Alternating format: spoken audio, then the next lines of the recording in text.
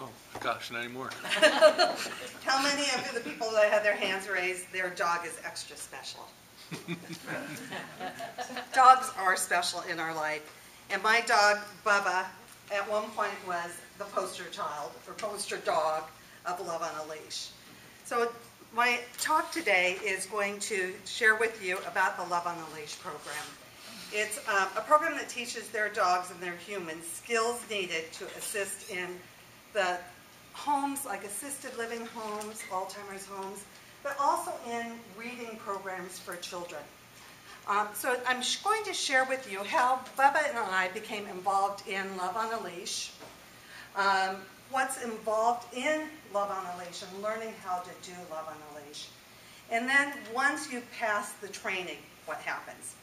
So getting involved in Love on a Leash happened because of Bubba entering my life. I never would have thought of even participating in such a thing. Bubba came into my life in kind of an odd way. I'd lost one dog and heard about this boy who I had always had girl dogs. I wanted either a golden and lab, and he was a mix. So he came into my life and was one of those extraordinary dogs. And one of my friends was telling me about, she was going to take her dog to Love on a Leash training.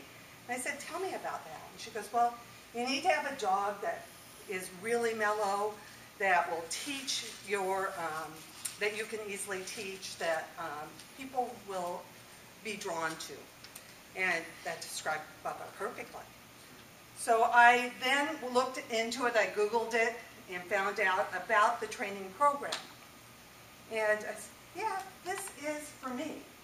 I'm going to go ahead and sign up. Walked into this workshop, bringing Bubba, a little scared because I heard they don't pass all the humans and dogs.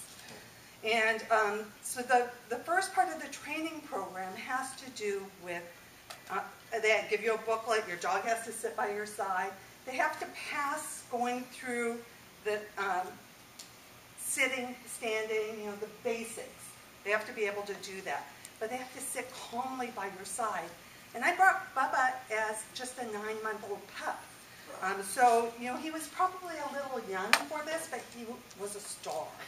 Because he wanted to please me. He did anything he could to please me. And so he passed the first part of the skills. Then they do more in-depth training, which involves, like a pill gets dropped on the ground, you have to be able to say, leave it, and they walk away. So he learned that. You also have wheelchairs coming by them. They can't get scared. Ladies with huge hats and their bathrobes. They bring these people and things into the training center, and your dog has to adapt to that easily.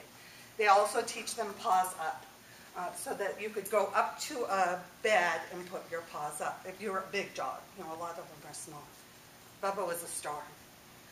So next part is the actual testing of the, you've gone through all this training, and a lot of dogs have been dropped out, whether they decided it was too much or the instructor was discerning enough to realize that this dog is not going to make it. Bubba passed all this way. We get into the testing part. You have to do it with a group of people. The hard part is one of Bubba's very best buddy girlfriends was in the group. And he would do anything for me except for when he was next to Bella. So we had to circle, and we had to wind in and out of the other dogs and people. And we almost flunked, because as we passed Bella, Bubba would go, I'm not listening to you, Christy. Bella's here. So the instructor took me aside and said, as you pass Bella, make sure you have a treat in your hand. So we then passed flying colors.